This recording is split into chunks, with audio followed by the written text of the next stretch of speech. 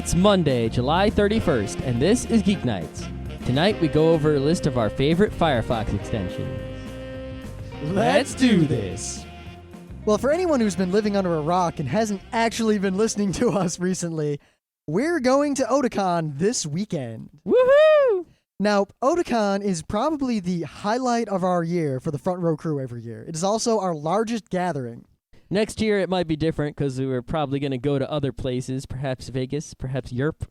Well, the thing is, it's more that no matter what any of us do, the Front Row Crew always comes together every year at Otakon, and then everyone who can swing it, we go to the beach or other fun places for what we call the Week of Fun, directly after Otakon. The Week of Awesome. Oh, yes, the Week of Awesome. That's right. You know what? They've been calling it the Week of Fun in the internal secret Front Row Crew forums lately. Heathens. Yeah, I got to get on that. Because I realized Mr. Period doesn't have access to that stuff. No? Because the other day, one of our friends... See, we have a forum just for, our private stuff. And there was a point at which someone, I'm not going to say who, made a typo. And I was like, God, why hasn't Mr. Period fixed this? It's been here forever. Then I realized, oh. He can't see that because he's not in the Front Row Crew. Anyway, now that means that Thursday morning, we're going to Baltimore, so there's going to be no episode on Thursday. Oh, sucks to be a Thursday-only listener. And we're going to be out of town all next week, meaning instead of having normal Geek Nights, we're going to have Geek Night specials every day of the week that we're going to upload. Actually, they were uploaded yesterday. Oh. They're already ready to go. The illusion has been destroyed. Considering in every one of them, we basically say something to the effect of, we're not here. Now, the specials are going to be basically short episodes by us, except for the Monday special. Yeah, Monday, something really cool is going to happen. Monday is extra special. So, you being a Monday Geek Nights listener, you probably want to listen to next Monday because it's going to be very interesting. I'm very interested to hear what it is. I'm excited. What can I say? Very excited. We'll let it stay a surprise. Yes, though also, bear in mind that I have appeared on Movies You Should See, a podcast we both enjoy. Yeah, that's all we're going to say about that. Yes, their episode about City of God, we had some things to say about City of God. Yep, I think we also did another episode a long time ago, Attack the Gas Station, which, if you were listening to Geek Nights back then, you already knew about. Yeah, I see in regards to hate mail last week, you were still a slow talker. Yeah, slow talker. I don't know either. All right, anyway, it is Monday, science, tech, sci-fi day, all of those things. We've got some newses, like we always do. No geekbacks. Now, there's probably going to be a shit ton of geekback type action coming after Otakon. Oh, good God, So yes. 2 weeks from now will be the geekback times. Now, no geekbacks. And don't be surprised if today or tomorrow we go a little bit short, just because basically Otakon has gotten to the point where it takes us the entire week before Otakon to prepare for Otakon, and then the entire 2 weeks after Otakon to recover from Otakon. So this week is going to be no Thursday episode, we already said. But and in fact, Wednesday is going to be nothing more than the Otakon pregame. It will be the beginning of our Otakon coverage. Exactly. So without further ado, my news. I'm not going to go over the details of this because similar stories to this one have been cropping up all over the place in the past several years, and it's an issue that is really starting to bother me. And it's somewhat technologically related, so I got an excuse. Now, at Penn State, not too long ago, very recently in fact, there was something going on. Some police were doing something. A kid walked out of his parents' house and saw these police doing something, so he opened his cell phone and took a picture. A few minutes later, the police came over, arrested his ass, took him to jail. They were charging him with, other than this law about taking pictures of police, which is clearly unconstitutional, they also, it's obstruction of justice and interfering with investigation and all sorts of bullshit charges. If that judge actually, or lawyer, jury, or whoever actually convicts him on those charges, that's heinous. At least, the ACLU is all about this. Yeah, there are a bunch of crazies in the ACLU, and they often fight for crazy things, but for sure, this is something that they're in the right on. Yeah, they are in the right quite often. They came. I don't think I've ever disagreed with them fighting for something, because even though I've once or twice they were on the side of a court case, and I was like, "What are you doing?" Well, I disagree with a lot of the people they defend. But I agree with the principles they stand for fully. Yeah. See, but the times that that I was saying, what are you doing? It was actually people that I kind of was on their side. Nah. It was just, I was like, yeah, they broke the law. But what can you do? But the ACLU made a statement right away, and they basically said that this is crap.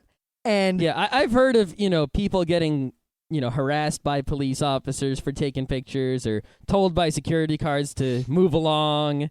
All kinds of... Sir, I'm going to need to ask you to move along. Yeah, but I've never actually seen anyone go this far to arrest someone on the spot and charge them with all these extra stupid, excessive charges. Now, this story would have angered me greatly as it stands, but there have been 4 or 5 almost identical stories over the past several months, and No. this was just the last straw for me. This is just... I urge all of you, if you see a police officer in public, to take his picture. So now here's the thing. If you go look at my Flickr, you'll see one day when I was walking to, I think I told this story on an early episode of Geeknights. The mugger? Yeah, the purse snatcher. I worked in the city at the time, and I was walking to my office from the train station, and I heard some girl scream, and I couldn't believe it. There was a freaking purse snatcher, and I went, oh shits. And of course, the first instinct is go catch him and beat him up, because someone else, but they beat me to it. So I said, well, what do I do now? I know, I'll take a picture. So I took a picture of the purse snatcher, a couple of them. They're on my Flickr. You can find them. And the cop was just like, yeah, whatever. I get the impression that the only police officers who have a problem with you taking a Are picture... the ones who do things wrong. Yes, or the ones who really shouldn't be police officers. Or the ones who were poorly trained, or they're noobs, or perhaps they've done other things wrong, and yeah. I mean... People have commented that it seems as though I generally take a very adversarial position on the police. I mean, on Fark, I once posted an extensive guide on how to avoid the police if you were on a bicycle. Mm-hmm. Due to some personal experience that the statute of limitations is over or almost over on, but I digress. I have also generally encouraged people to not speak to the police unless they have a warrant or they're arresting you. And I guess... Or unless you're going to be friendly with them, like, hey, man, what's up? Yeah, which I've done often. I mean, Yeah, hey, can you tell me how to find this train station? actually, the police in Beacon are really cool, partly because they really don't go after stupid traffic laws, and they actually seem to only exist to protect people. Yeah, well, the Beacon has some not-so-nice people in it. True. And some uncouth individuals. So the police mostly have their hands full with those types. So people like us are just like, whatever. Hey, how's it going? Plus, there's no major road going through Beacon that would be able to generate ticket revenue on any reasonable basis. Well, 52, I guess. No, because not so many people go through. Fishkill is where they get everyone. Yeah, the road we live on, may. No, because no one drives through Beacon on 52. 9D, maybe? Nah, because no one goes through that far. Nah, whatever. Yeah. Plus, there's nowhere on that road for a cop to sit. They could do it on the Beacon Bridge. Yeah. I don't think they have the authority to do so. I don't know. I'm pretty sure they don't because I saw that bridge is, I don't know what the deal is, but there's a federal thing that you can't take pictures from or of the bridge next to our house. Yeah, I don't know. Could a state cop do it? Possibly, but I guess it might have to be some weird river type, maybe the Port Authority? No, they're a New York City thing. I don't know. Yeah, it's just, in general, my theory on police is very simply that 99% of police give the 1% a bad name. But the 1% are the ones doing the most stuff, because 99% of them are just sitting around like Andy Griffith Show. It's at the point in this country where I'm actually always, and I'm dead serious, I am more afraid of being accosted, harassed, or molested by police officers in this country than I am about any criminals, any terrorists, anyone else in the world. Yeah. Because actually, police bother me on a fairly regular basis, mostly because I do things that probably stand out to them. I mean, I'll be on my bike in the middle of the night, or I'll be out for a walk, like, in the middle of a snowstorm at night. Usually I'm just out at night, and police are like, what are you doing? Yeah. To which I say, officer, unless you're arresting me, I would like to go on my way and not say another word to you. Mm-hmm. We've said it before, and I'll say it again. We'll do a whole show on how to deal with the police someday. Okay, so GPL 3 draft number 2 is out. And for the non-lawyers, including myself and Rim, I have read some journalists describe what it says. Well, first, the GPL, the GNU General Public License, is a license you can use to just basically anything you create ever is, for the most part... Usually software. Well, anything in general, though, is copyrighted by default. There's a copyright for it. Okay. And no one has the right to use what you created except in certain commonly accepted ways. Fair use and eventually public domain. Without your permission. Mm-hmm. Now, the GPL and similar things like Creative Commons are easy ways that are already written and tested by lawyers. So that the legalese is already in there, where you can say, the thing I just created is released under this license, meaning you all out there can use it for all these purposes, and you don't even have to bother me about it, and it's perfectly legal. Mm-hmm. Well, sometimes the license says you have to tell me about it. Well, yeah, you can do whatever you want. You can alter the license, but in general, it's a way to allow other people to use what you have created while not giving up all of your rights to what you just created. Yeah, so, I mean, you could just put something in the public domain right away. Or you could say, I want to keep, like, one of the rights that I have, but I want to give the rest of them up. Plus, the one thing about public domain is that once something is in the public domain, you could, like, say I wrote a book and I put it in the public domain. Scott could take the book, say he wrote it, and there's nothing wrong with that. Public domain means 100% public. Right. Well, the GPL is a license that Linux uses. It's the license that most Linux software uses. And the gist of what it says, the main point of it is that this software is open source. You can sell it, you can copy it, you can share it with friends, you can modify it. If you choose to modify it, that modification also has to be open source. And that's what it says. Right now, Linux and everything else uses GPL version 2. GPL version 3 has 2 important changes. The first important change has to do with DRM. And DRM is that stuff that makes you not able to copy iTunes files and play them on non-iPods. Yeah, DRM is such a terrible misnomer. I mean, it's called digital rights management, when really it's more like digital copyright restriction, blah, blah, blah. Yeah. The point of it is that GPL version 3 says you basically can't do DRM with a GPL software. Now, in so many words, that's so wrong because I generalized it so much, but to give a specific example, ready? Let's say I'm TiVo, and I use Linux on my TiVo. Now, of course, I have to open source that software. That's a given. That's fine. Let's say I make it so that I only want people to run this particular version of software on TiVos.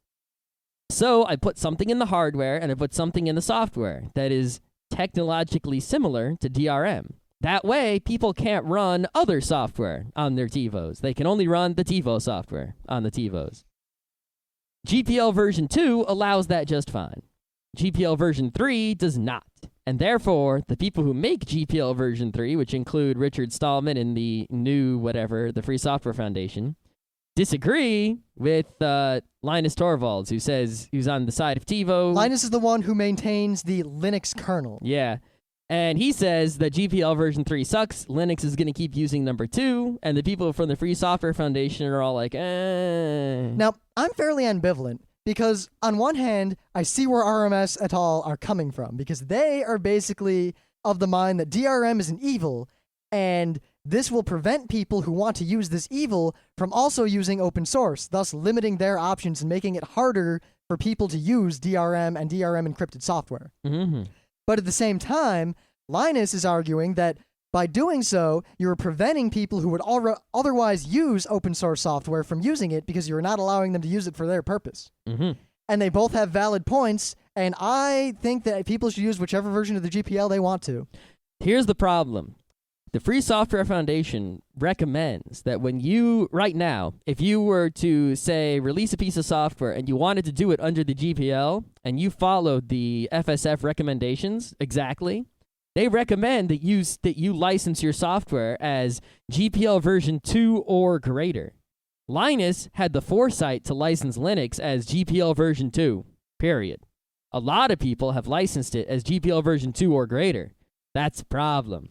Well, the thing is, if it's 2 or greater, then that means that generally, if you use something that is licensed under that, you can choose which of the 2 you want. And since the later one is more restrictive, there's really no problem. I think unless it very specifically says or greater in the sense that the newest version is always the one this is licensed under. I think that's the second one, although I'm not 100% sure. See, I don't think so. But even if that were the case, it's still your thing. I mean, say It might be 2 and greater. like Geeknights, right? Geeknights is released under the Creative Commons license with a few. We've got a whole thing about it. But if we wanted to change that, we could change it just like that. And anything that anyone here's the thing. anything that has already been released can already be used under the old license, but it could also be used under the new license if we said so. Because we have full rights to whatever we want. All right. Anyway, there's another problem with the GPL version 3, and that has to do with patents. And what it all comes down to is that, sure, the FSF guys, they who make the GPL, want there to be less software patents. So it doesn't exactly say this, but in so many words, if you want to make something patentable, you can't, patent open source software with GPL version 3.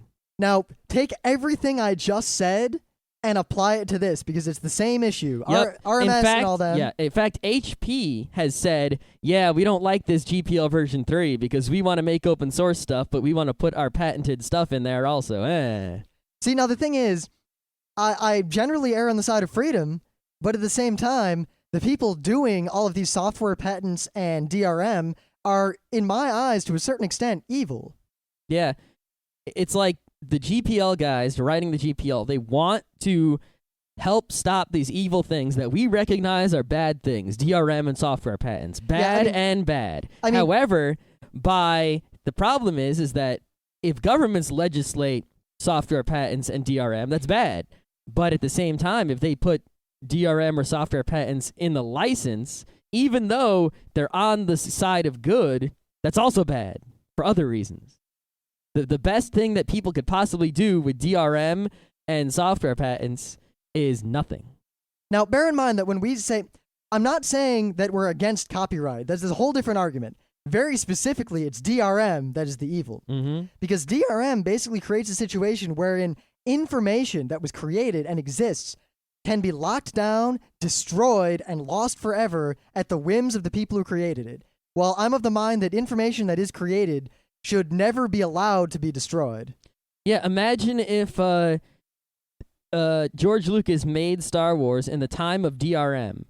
He would basically, with a wave of his hand, eliminate every single copy of the original first 3 episodes 4, 5, and 6, and we wouldn't have, the copies that we have today. Yeah, I mean, quite literally, if the DRM vision of the future of computing came through, and this has happened back then, George Lucas could have snapped his fingers and no one would ever again be able to see the scene where Han Solo shoots first. And in fact, there would be no way to prove that Han Solo did in fact shoot first.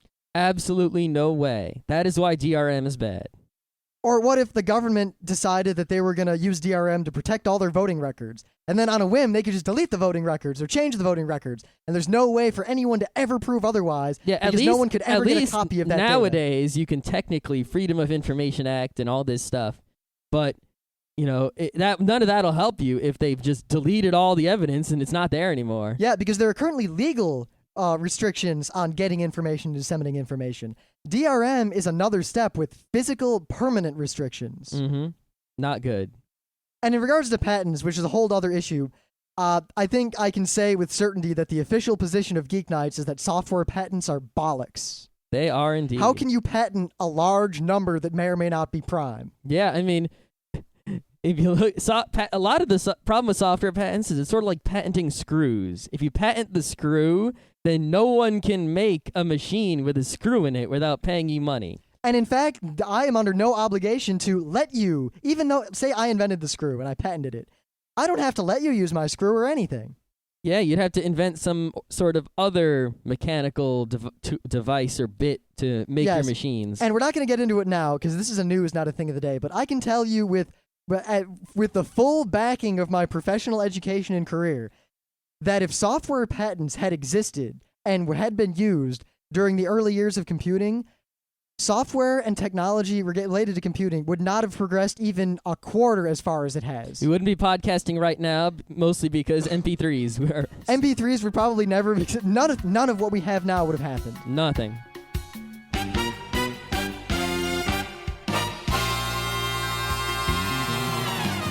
Things of the day. Thingy. Well, why do you always do that? What is that from? You just say that, or? I don't know. Thingy. It's like you say things of the day, and then I just have an urge to say something. So, what do you want? Where could he be? That's fishy. Well, no, now it's thing of the day. What is your thing of the day? My thing of the day is something pretty awesome that Lisa actually sent me a link to. And it's on a live journal, which I bristle at because I don't like live journal.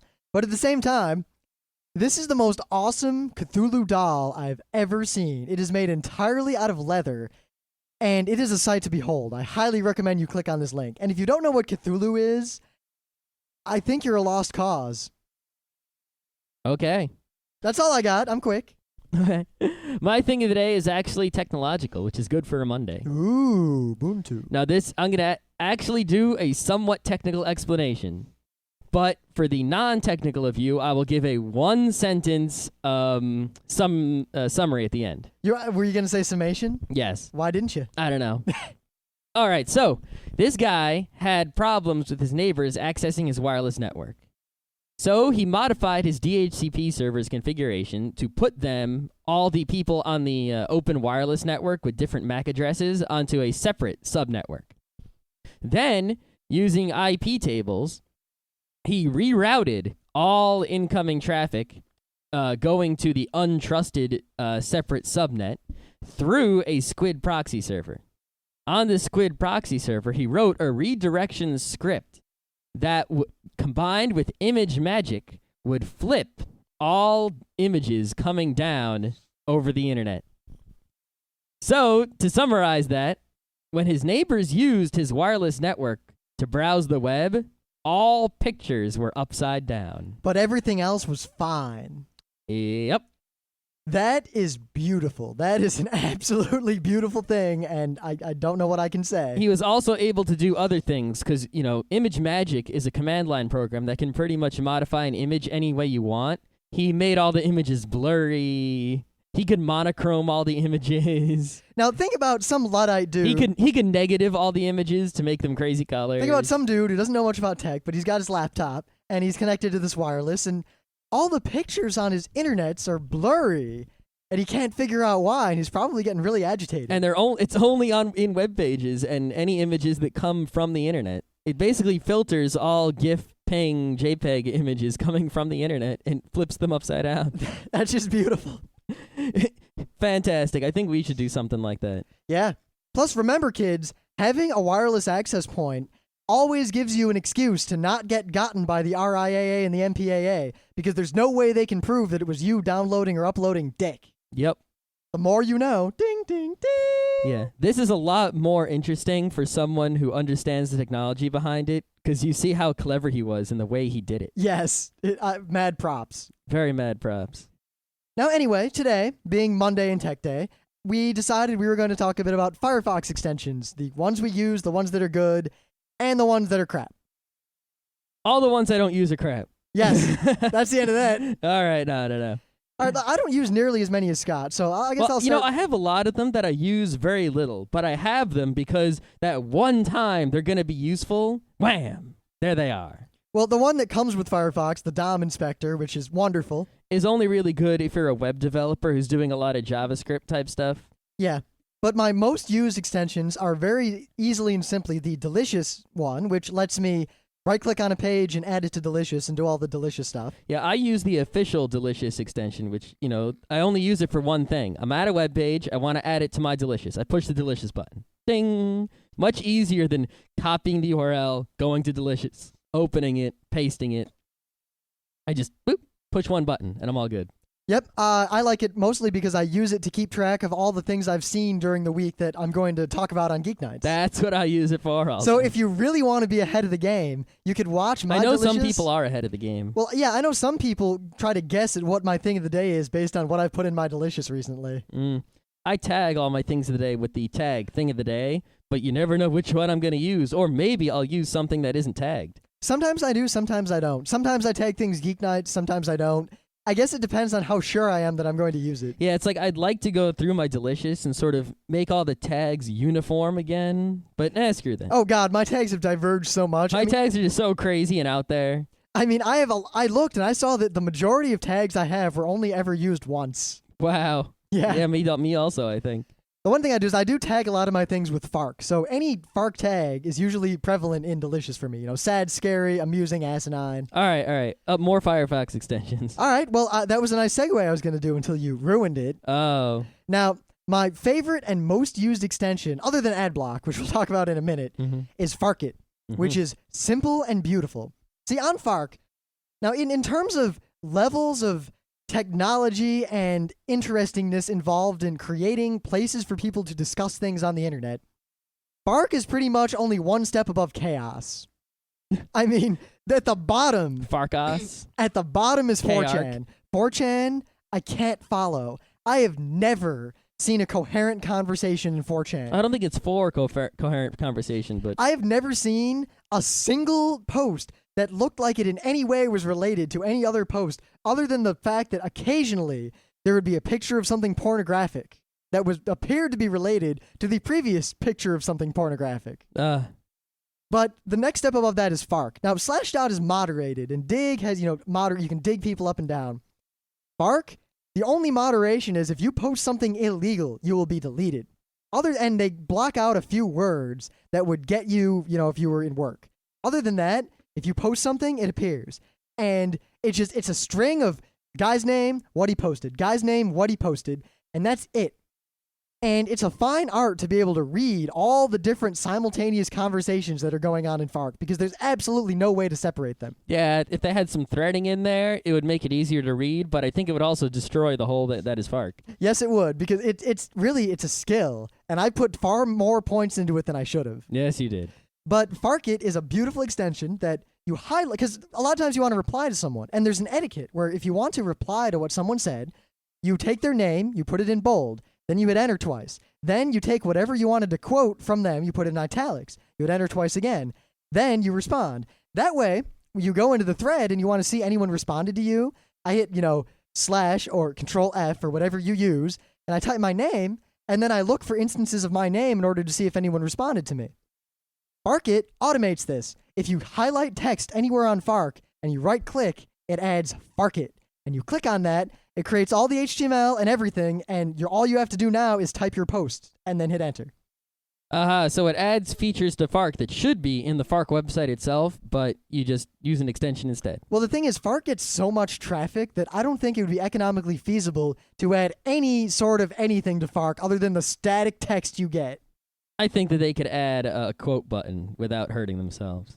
They don't even have HTML buttons. If you don't know HTML, you're just fucked on FARC. All right, let's see. Let's talk about AdBlock. All right, AdBlock is the single most important extension in the world. Yeah, well, there are actually two extensions. It's AdBlock and AdBlock Plus. As far as I'm concerned, they're equivalent. However, a lot of people, AdBlock Plus does have more features, and a lot of people prefer it. I personally don't care whichever. I use whichever one suits my whim. Yeah, but some people say AdBlock Plus all the way, and some people say AdBlock Plus sucks, AdBlock all the way. I don't care. Now, they're the same. Before we talk about the filter set G, AdBlock by itself, all it is say you see an ad, you right-click on the ad, and you say AdBlock. It opens a little dialog, and it shows you the URL of the ad, and you can cut it short or add wildcards, do whatever you want to do. You're basically creating a rule that says any image that follows this rule will not be shown to me ever again. So, for example, let's say your favorite website is rimandscott.com.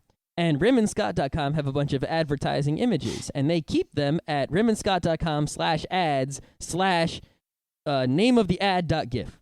You make a rule that's rimandscott.com/ads/star. That way, any images that are at rimandscott.com/ads, you won't see them ever. They just won't be visible to you. It also has two options. You can tell it to either download the ads but don't show them to me, or don't download them at all. And both are valid, because in the first case, if you pick the don't download them, especially if you have a slow connection, it saves you a lot of speed and bandwidth. Yeah, dial-up people, that's very key, is to use AdBlock with the don't download the ads. Also, if you're at work or something, it cuts down on the number of weird domains your browser may be hitting while you're at work, when you should be working. Yeah, because, you might visit rimandscott.com, but it gets an advertisement from... Penn Island. Yeah, pennisland.com. And then... And it downloads, and you might not see the ad, but if it downloaded, the people watching what you do at work will see that you went to pennisland.net or .com or whatever. Which you might not have wanted to go to. Oh, you didn't want to go to Penn Island. It's not a good place. No, it's not. Unless, you're into that sort of thing. Yeah, if you really like pens, Yeah. islands. Yeah. Now, the benefit of using it the other way is that some sites, usually terrible sites you wouldn't want to go to anyway, try to set up some logic where if the ads don't get downloaded, it makes sure you can't see the content either. This way, one, you can rip off all the advertisers, who I think are dumb for trying to advertise on the internet in the first place, they'll think you downloaded the ad. They'll think you saw the ad, but you didn't. Nope. And two, if they're checking to see if you saw the ad, as far as they're concerned, you did. And there's no way for them to know otherwise. The other advantage of this method is sometimes you'll block an ad, but it's not really an ad.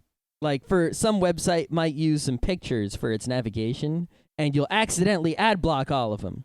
Well, now you've downloaded them, you can just click a couple times and they'll appear instead of having to go and download them.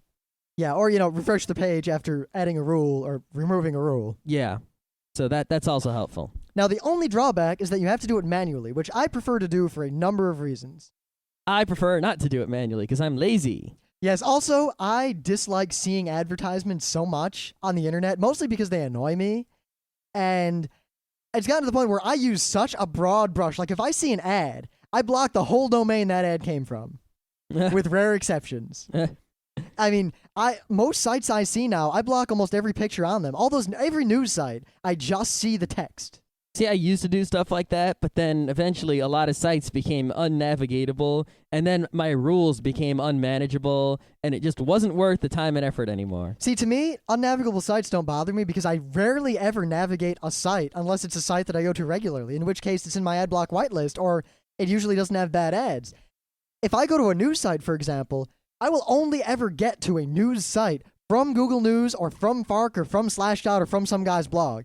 And I'll only go to the one page they took me to. It's usually the blogs, though, that I had the problem on. See, I don't navigate the blogs either, though. I'll only ever get to a blog if I get to it from Fark or Slashdot. Well, see, what it is not a common occurrence, but, once in every week or two, I'll find a podcast, which is a blog, basically, and I'll try to go look at his old episodes, and then it won't work, and I'll be screwed. This may sound evil, but from my perspective, if I can't navigate a site because my ad blocker, your site is so much like an advertisement that my ad blocker blocks you, I don't care what you have on your site. All right. Anyway, so how does Scott do it? If Rim does it manually and Scott does it automatically, how does Scott do it automatically? Well, with another extension, the AdBlock FilterSet.g updater. All this is it's basically an extension you don't have to look at or do anything with. You install it, you click OK, and you're done. What it does, if you have AdBlock or AdBlock Plus already installed, which you have to have in order for the FilterSet.g updater to work, it will automatically manage and update your set of rules for blocking ads to block most of the ads on the internet, while very rarely blocking things that are not ads. Now, I will note that FilterSet.g is great, and I use it at work, actually, in addition to adding things manually. But I don't use it at home. And Scott used it, but way back, we played a game for a while called Kingdom of Loathing, which is a really funny, awesome game. If you've never heard of it, I highly recommend you play it until you get sick of it, which won't take long, I guarantee. But it's really fun. Yeah, it's worth it for the humor, and then it's not worth it anymore. Then it becomes a waste of time. Because then you might understand why we mispronounce certain words like zmabi. And lick. Yes. Also...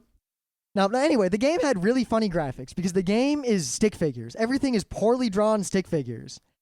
Scott, because he was using the FilterSet.g, it thought that all of these pictures were ads and blocked many of them. Thus, Scott had missed much of the humor of Kingdom of Loathing. I did indeed miss many of the pictures. I saw many pictures, but I also missed many of them. Which, interestingly enough, is proof to me that the pictures added something to the game, because Scott and I started the game at about the same time. I started one day after he did. He stopped playing about 2 weeks before I stopped playing. And I think the only reason I played 2 weeks more is because the pictures were that entertaining. They were 2 weeks worth of entertainment. Maybe. I think that's it. It could be. See, honestly, though, there aren't really many other extensions I use. I use a lot, but all of them are pretty small. But the biggest one and the newest one that is the most important is the Google Browser Sync. which I've been using the hell out of lately. The Google Browser Sync, what it does is let's say you have a laptop and a desktop and a computer at work, 3 computers. Now, five computers. No, 3 computers. Now, you want to have the same bookmarks on all those computers.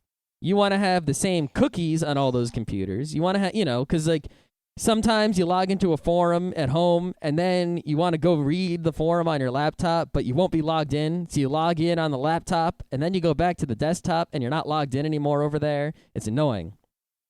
And, some people save their passwords for website in Firefox, and some people, you'll visit a website at home, you'll be at work, you'll want to look in your history to figure out what website you visited, your history also, you want on all your computers. The Google Browser Sync, what it does, when you close your web browser, takes your history, your saved passwords, your cookies, all that stuff. You can choose which ones you want. You can actually say, just do my history, just do my cookies, just do my cookies and my bookmarks, and it will take all those things and send them to Google, encrypted. So Google isn't looking at them, as a privacy thing. It's really encrypted. I checked. And, they just hold on to them for you at Google. And then you go home, from work after adding a bookmark. You open Firefox at home. It goes to Google, gets your bookmarks, your history, and all that stuff, and updates it on your home computer. That way, all your Firefoxes and all your computers will have the same bookmarks, the same history, the same everything, and it will all stay together and be cool. The only problem with this extension is that it takes longer to start up and shut down Firefox because it's talking to Google. Other than that, it's perfect and amazing, and holy crap. I haven't used it yet, but no one's really said anything bad about it as far as I can see. Yep. Let's see, what other... I'll just go down the list because a lot of these are quick nothings. There's Flash Block. Flash Block, all it does is it blocks all Flash. All Flash is blocked unless you click on it. Now that's great because 99% of Flash on the internet is ads or crap. Yeah, the only problem with Flash Block is that sometimes a website will use Flash for navigation, in which, like the Viz website is particularly bad.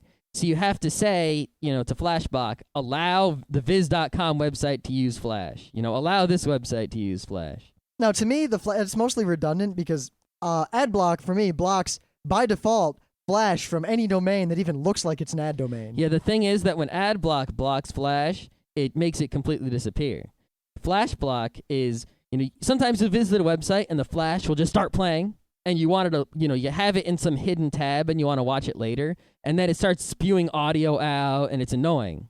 Like I'll open up 10 tabs, 2 of them have videos in them. Now I have to go find the tabs with the videos, stop them. This makes it so the Flash won't start playing until I click on it. That's why I use Flash Block. Not to block the Flash from my view, but to prevent it from automatically playing right away. Now also bear in mind that if your website requires Flash for navigating, you've got problems and you shouldn't be on the internet. You definitely shouldn't be doing that. I mean, you can make... What if someone went to your website with links? Or if they were blind. Or if they were using an old Netscape 2 or 3. I mean, in general, you can make cool websites with Flash, but you have to just remember that whenever you use Flash, you are greatly limiting your possible audience. Mm-hmm. You're also making it far more difficult for search engines to index your content, and thus making it harder for people to find you. Yep. Another extension I use is Sage. It's just an RSS reader that goes in the sidebar on the left, where the bookmark sidebar and the history sidebar are. I mean, it's a little bit more efficient for reading things like blogs that you read every day than the Firefox Live bookmarks are, but it's not that much better. I just like it. It's up to you. Yeah, I've actually got that at work because the Firefox Live bookmarks thing is kind of meh. It's a little bit meh, and the Sage is a lot... Well, I think part of the problem is that RSS, to me, is mostly meh, except in the context of podcasting.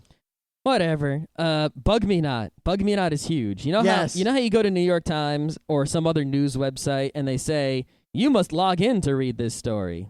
Well, you don't want to go and actually register. It takes too damn long. It's not, you don't want to give them your information. Now, in the old days, /.2000 as a username and /.2000 as a password almost always worked on every site. Yep, but now those news websites clear out these fake passwords and usernames that everyone shares. So... what you have to do is use Bug Me Not. Bug Me Not is a database of names and passwords for news websites and other websites. And you can just add things to it all the time. Yeah, you can go and let's say you make a name and a password for some website. You can just go put it on Bug Me Not, and then other people can use Bug Me Not to get that name and password and log in to that website. So let's say you go to NewYorkTimes.com and it says, please log in. You just right-click in the username box where you would normally type in your username and click Bug Me Not. And it will go to the Bug Me Not database, get a name and a password, and type it in for you. And you just click log in, and you're all good to go. Now, I'll note also that there are many pay or restricted access sites that, for whatever reason, people have put usernames and passwords in for. So if you ever find a site that won't let you in, and the Google Cache also won't let you in, try Bug Me Not. I once got into Total Fark for a few minutes with it. Yeah, I once got into Experts Exchange for a few minutes. Yeah. And porn sites, man, you know, it works occasionally. Very, very rarely. It's not... Scott, I think by occasionally you mean every night from between the hours of 7 and 7:15. No. But no, I wouldn't waste your time. That's Willie's time. I wouldn't waste your time trying to every porn site in the universe to see if you can log in with Bug Me Not, because that's probably not worth it. But if you happen to end up at a porn site that says, please log in, it doesn't hurt to click Bug Me Not. Now, there are a million things like save tabs when you close or things that... The Firefox, the Google browser sync does that. Yeah, well, there were a lot of extensions that originally were extensions, and then eventually things that are obviously useful can just be added into Firefox over time. Yeah, Firefox 2.0 is going to have a spell checker, making the spell check extensions useless. And it's going to have, I think, the tab saving when you crash. So, yeah, things that used to be extensions are now going to be in Firefox. Though I got to say, a crash, because for various reasons, the computer I do Geeknights on, I haven't updated anything on it in over a year, with few rare exceptions, because the computer is on its last legs anyway. It's stable and working, and it's behind a firewall, and I'm not going to risk screwing up the only computer I have that is set up to do Geeknights until I have a new computer. So this computer is basically in its end-of-life steady-state cycle. As a result, I have an old version of Firefox, an old version of Flash, and occasionally, Flash will cause Firefox to crash. That happens to me, too. Now, with my new Firefox. Great. Less often than it used to, though. Wait till Flash 9. That'll solve everything. Flash 9 for Linux will solve everything. But now I have the same Flash problems in OS X, so no one gets snotty. Only Windows does Flash work fully.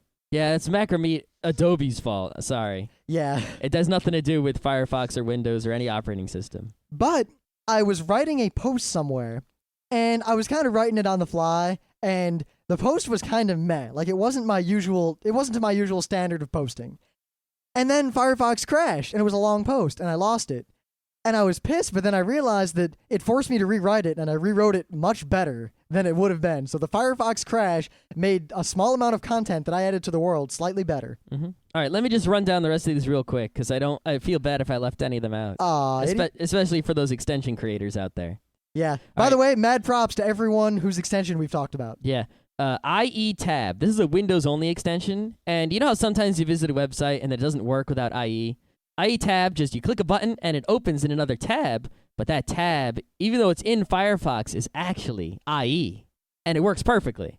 So it's really great. Instead of having to go open up Internet Explorer, copy the URL, blah, blah, blah, blah, blah, this just works. Web developer. What this does is it adds a whole mess of buttons to the top of Firefox that let you do various things which are very useful if you're a web developer. Like, you can turn the CSS off, you can edit the CSS in real time, you can disable Java, disable JavaScript, change the resolution, all sorts of crazy stuff.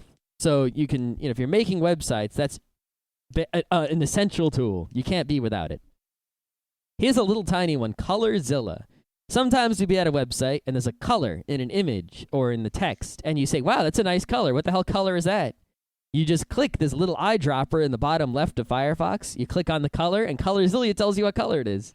I forgot that existed until just now. Yeah, it's the greatest thing. I gotta get that again, because I got it way back when you told me about it the first time, and it was badass. I hardly ever use it, but, the 2 times that I use it, it's worth having this little tiny extension. You know when it's really great? When you want to make an avatar for a forum somewhere, and you want your avatar's background to match the background of the forum. Well, you just make a transparent because avatar. They don't let you use transparent ping. Bastards. Which a lot of sites don't. Bastards. A lot of sites make you use JPEG or GIF. Bastards.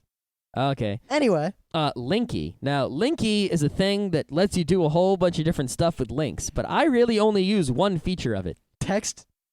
No. Oh, that's the only thing I used it for. Oh, okay. I use it for open selected links in tabs. Oh, yeah, that too. Let's say you go to Slashdot and there's an article, and the article has like 6 links in it, and you go, geez, and you would have to click 6 times to open up 6 tabs, one with each of the articles. With Linky, you can just select the whole little Slashdot thing, as a big, highlight the whole thing, and click 2 times, and it'll open up all the links in the highlighted area in new tabs. It saves so many clicks, it's crazy.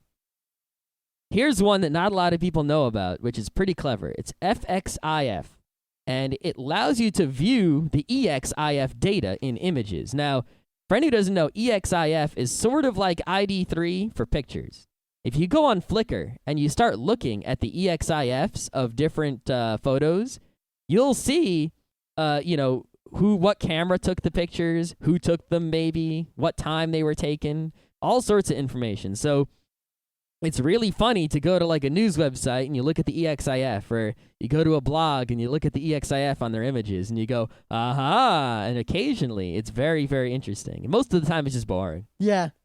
But, when there's a picture roaming around the internet, you can say, where did that come from? Aha, that's where it came from. I know what that is. I see what you did there. Yeah, so like if you found the original Goatsy, you can see who took it maybe. Yeah. Reload every. Now, sometimes you visit a website that doesn't update on its own, but, you're like, maybe it says like in 10 minutes, the grand opening, and you want to watch and wait. You're waiting on a website for something to happen. You can say, reload this tab every 10 seconds, and reload every allows you to do that. It's not useful often, but sometimes very, very useful. A lot better than sitting around going, reload.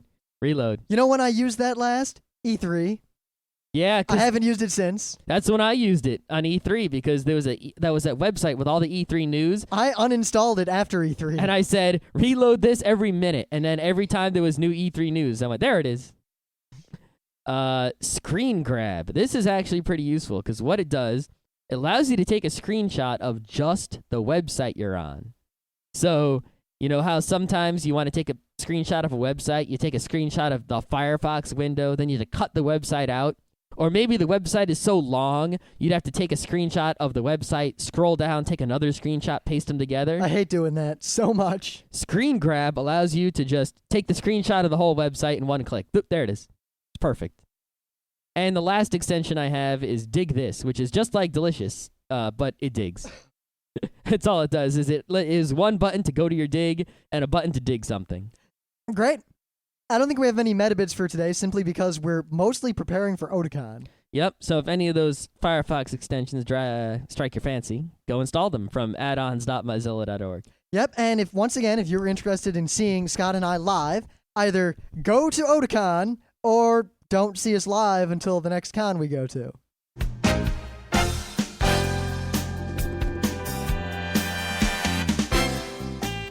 And that was Geeknights with Rim and Scott. Special thanks to DJ Pretzel for our opening theme. Be sure to visit our website at www.frontrowcrew.com. If you like our podcasts, you'll love our forums. Make sure you visit them. You can send your email feedback to geeknights@gmail.com.